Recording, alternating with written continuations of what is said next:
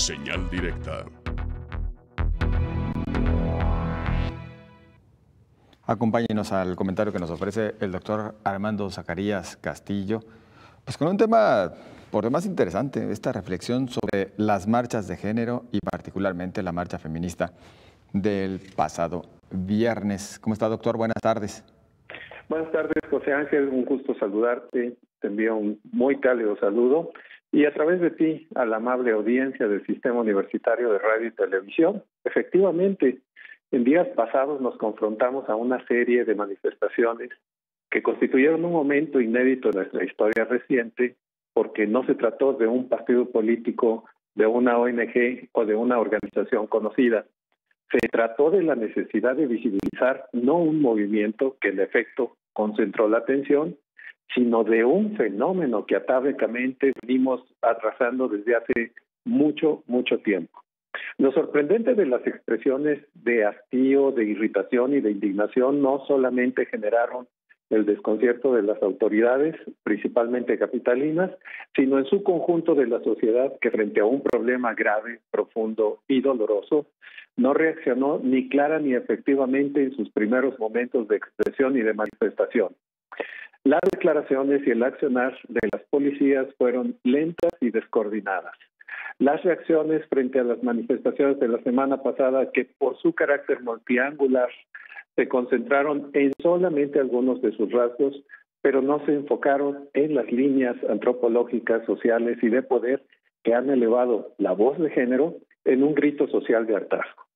Las inéditas expresiones que han buscado visibilizar un fenómeno social que tiene varias décadas de estar presente en la cultura de modelo occidental ha tenido diversos rasgos y especificidades en la historia de cada país y quizá la exigencia de intervenir en el panorama político en condiciones de equidad constituye ese uno de los puntos que esta historia tiene registrada con mayor presencia y con mayor impacto. La Declaración Universal de los Derechos Humanos de 1948, emitida por la Asamblea General de la Organización de las Naciones Unidas, plantea históricamente un reconocimiento de los derechos de la mujer exactamente en las mismas condiciones que las de los hombres, y por otro lado proyecta como derecho universal el hecho de que toda persona tiene el derecho de acceso en condiciones de igualdad a las funciones públicas de su país, como lo señala en el artículo 21 esa declaración. La dimensión política y la social se encuentran contenidas en esa formulación. Sobre este mismo punto es interesante recordar que el derecho al sufragio, como ya señalaba, punto visible de la búsqueda de equidad entre géneros, en Argentina se elevó a categoría jurídica el derecho a representar y ser representadas en 1947. En 1952 en Chile se emite la ley que reconoce a las chilenas su derecho de participación, salvo en el caso de aquellas que tuvieran ideología marxista. En el caso de España ha tenido diferentes episodios, pero en la llamada Asamblea Nacional Consultiva, durante la dictadura de Primo de Rivera, años 30, se autorizó que pudieran participar varones y hembras, solteras, viudas o casadas, aunque estas últimas debidamente autorizadas por sus maridos. En el caso de México, las mujeres ejercen su derecho al voto desde 1953, después de una larga historia de desencuentros políticos y de intentos que no fructificaron, sino hasta 1953 y ejerciendo directamente el voto a partir de 1955. El reconocimiento de la equidad desde la perspectiva de la inclusión de las mujeres en su dimensión de actrices civiles ha tenido un desarrollo complejo desde esta perspectiva de la historia política. Sin embargo, el procesamiento social y cultural de una sociedad machista y no pocas veces misógina constituye un factor de grandes cruzadas por la concientización ciudadana que no solamente pasa por las instancias de gobierno, sino en la parte profunda del tejido social. La Constitución de nuestro país señala en el artículo 1 que en nuestro país todas las personas gozarán de los derechos humanos reconocidos en la Constitución, así como de las garantías para su protección. Y señala un poco más adelante que las normas relativas a los derechos humanos se interpretarán de conformidad con esta Constitución, favoreciendo en todo tiempo a las personas la protección más amplia. Bien, bajo este marco de referencia, una de las exigencias de las mujeres lo constituye la observancia de este precepto constitucional, es decir, el derecho a la protección a la que el Estado está obligado a asegurar. Sobre este asunto, la falta de consistencia del aseguramiento de este precepto, independientemente del signo político de las últimas administraciones, el tema constituye una tarea urgente y central, sobre todo viendo las cantidades que se han acumulado de manera preocupante en los últimos años. El Secretariado Ejecutivo del Sistema Nacional de Seguridad Pública establece cifras que advierten que en el primer cuatrimestre de 2019 murieron 1,199 víctimas de la violencia machista.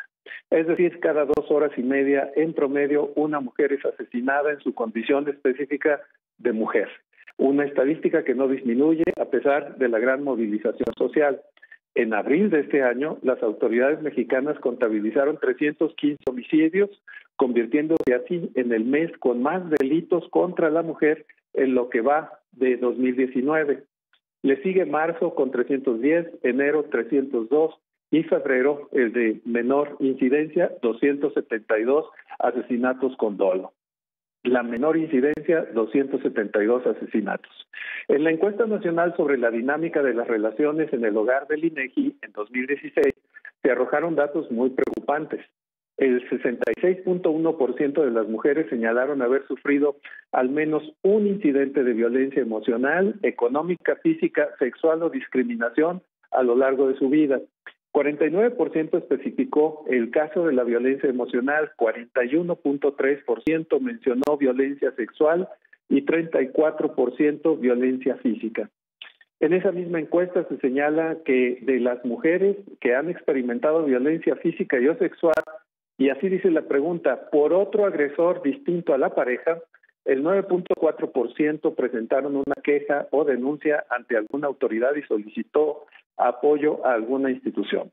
La dimensión que históricamente ha alcanzado este tema en nuestra historia reciente viene acompañada de un incremento complejo e inquietante de diversos delitos contra las mujeres.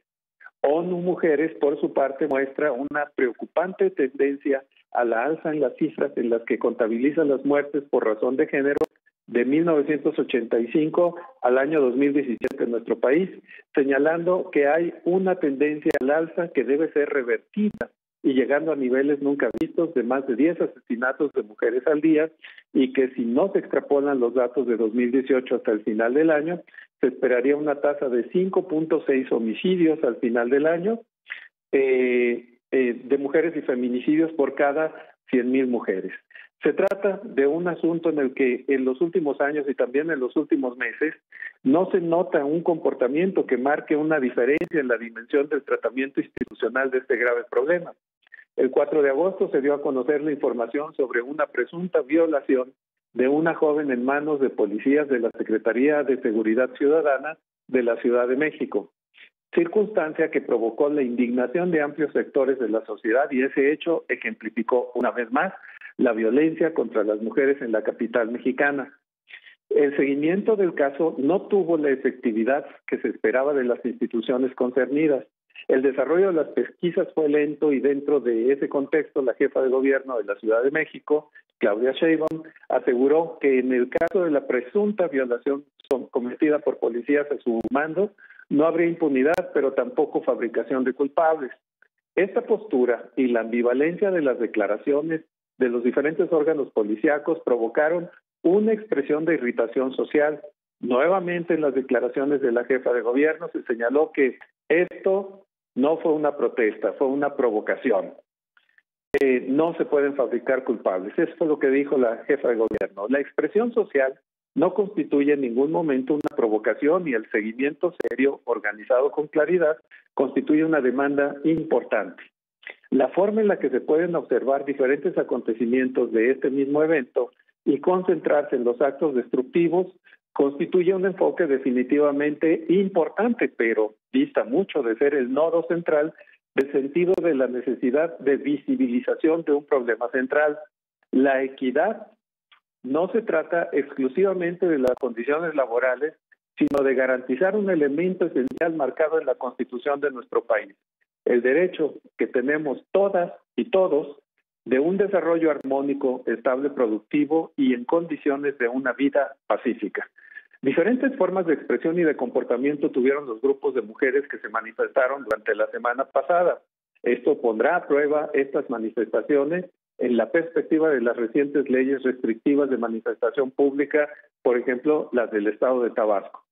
La lentitud de reacción y la amenaza, en primera instancia, de levantar carpetas de averiguación contra las manifestantes, se convertía en una paradoja de eficiencia contra las 3.500 carpetas que señaló la propia jefa de gobierno que tienen pendientes por realizar. En días posteriores matizó su postura y la arropó el presidente en buscar una salida concertada. Expresiones de esta naturaleza, como se ve, tomaron por sorpresa a las instancias de gobierno y la forma de buscar la conciliación dista mucho de generarse en el corto plazo. Las modificaciones culturales requieren tiempos complejos y largos. Sin embargo, los protocolos policíacos y de justicia requieren urgentes revisiones e inminentes soluciones sociales. Pues así las cosas, José Ángel, te agradezco mucho el espacio y aprovecho la oportunidad para mandarte un cordial y cálido saludo y a través de ti a la amable audiencia del Sistema Universitario de Radio y Televisión. Muchas gracias y buenas tardes. Buenas tardes y como siempre agradecidos, maestro, doctor, muy amable.